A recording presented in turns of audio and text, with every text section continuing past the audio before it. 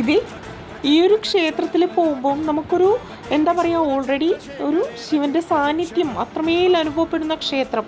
അതിലുപരി എൻ്റെ ഈ ബാക്ക്ഗ്രൗണ്ട് മ്യൂസിക്കിൻ്റെ അർത്ഥം നിങ്ങൾക്ക് മനസ്സിലാവും. ശിവതാണ്ഡവം. എന്താണ് ഈ ശിവതാണ്ഡവം എന്ന് പറഞ്ഞാൽ, സൃഷ്ടി, സ്ഥിതി, സംഹാരം എന്നീ പ്രപഞ്ച ചക്രങ്ങളെ പ്രതിനിധീകരിച്ചു ചെയ്യുന്ന ഒരു ദിവ്യ നൃത്തമാണ് എന്നാണ് നമ്മൾ ഹിന്ദുക്കൾ വിശ്വസിക്കുന്നത്.